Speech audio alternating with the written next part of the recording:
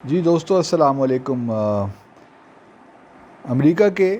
Secretary خارجہ کہہ لیجیے آپ، یو ایس اسٹیٹ سیکرٹری، وہ جب سیز فائر کا اعلان ہو گیا اسرائیل اور فلسطین کے درمیان، تو انہوں نے اسرائیل اور فلسطین کا دورہ کیا پچھلے دنوں، اور اپنے دورے کے دوران انہوں نے فلسطین اور خاص طور پہ غزہ کی جو پٹی ہے وہاں پہ جو تباہی پھیلائی اسرائیل کی بمباری نے، اس کی تعمیر نو کے لیے غزہ پٹی میں $38 ملین کی امداد کا بھی اعلان کیا۔ کیا طرفہ تماشا ہے دوستو کہ ایک طرف تو اسرائیل کو ہتھیار پرووائڈ کیے جاتے ہیں $بلینز کے، اور پھر جب تباہی ہو جاتی ہے اسرائیل اب انہی ہتھیاروں سے اور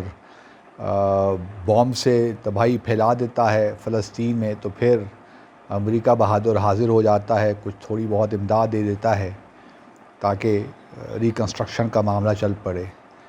تو یہ نہ جانے پچھلے کتنے سالوں سے یہ چل رہا ہے، اور اللہ جانتا ہے کہ کتنے اور مزید سال اور دہائیاں اس میں اور خرچ ہو جائیں گی، اور یہ معاملہ اس طرح ہی چلتا رہے گا، کیونکہ جو بلنکن آئے فلسطین میں تو انہوں نے جہاں یہ بات کی کہ ان کے دورے کا مقصد یہ ہے کہ جو سیز فائر کا اعلان ہوا ہے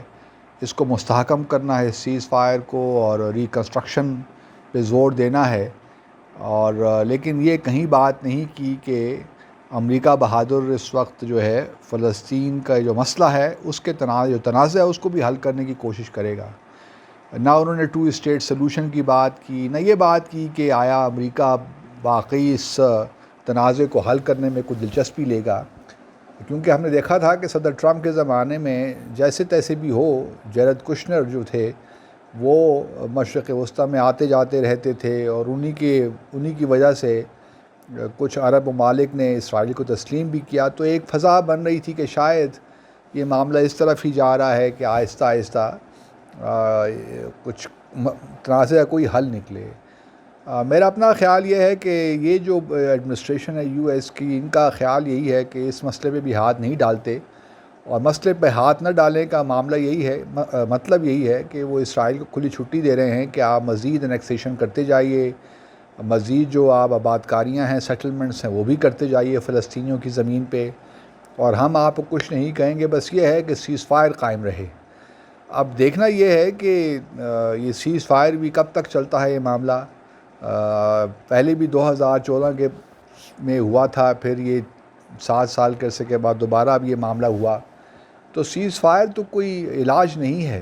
سیز فائر تو جو روٹ کاز ہے اس کو ایڈریس نہیں کرتا۔ دوسری طرف جو امداد بھی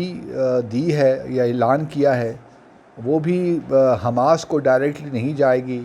وہ فلسطین جو اتھارٹی ہے ان کو جائے گی یا یو این کے تھرو جائے گی۔ اب غزہ میں تو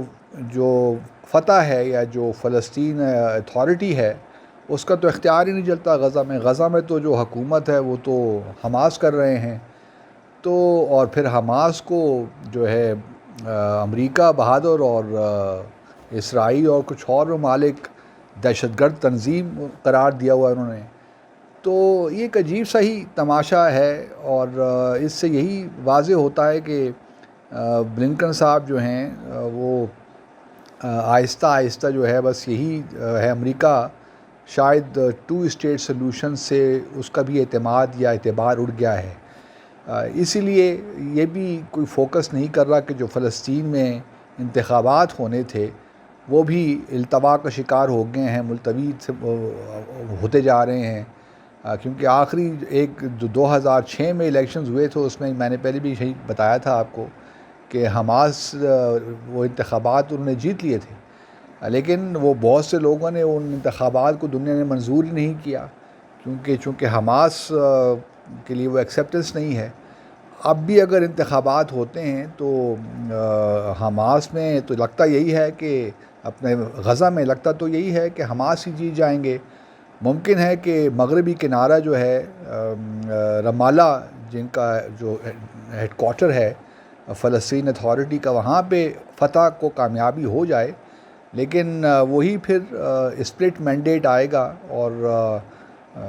جو فتح ہے یا فلسطین کی جو اتھارٹی ہے وہ تو اس کا غزہ میں کوئی مینڈیٹ نہیں ہوگا یا کوئی اختیار نہیں چلے گا۔ تو اب سوال یہی پیدا ہوتا ہے کہ کس طرح معاملات کو آگے بڑھایا جائے. ہماری سینٹ نے بھی کل ایک قرارداد پاس کی اور فلسطینیوں کی سپورٹ میں، اور ساتھ میں یہ بھی کہا گیا کہ بھئی ہمیں اب کچھ ریلیف اسسٹنس دینی چاہیے، غزہ بھجوانی چاہیے. اب غزہ کا یہ ہے کہ بلاکیڈ ہے، پچھلے 14 سال سے یہ بلاکیڈ جاری ہے. اسرائیل غزہ میں کسی کو آنے نہیں دیتا، ایون جو سمندر کے راستے سے بھی کسی کو وہاں پہ اسرائیل کے پوچھے بغیر وہاں اسسٹنس نہیں جا سکتی. اور پھر ایجپٹ نے بھی اپنا بارڈر بند کیا ہوا ہے، وہ بھی بڑے محتاط ہیں اس حوالے سے. گو کہ وہ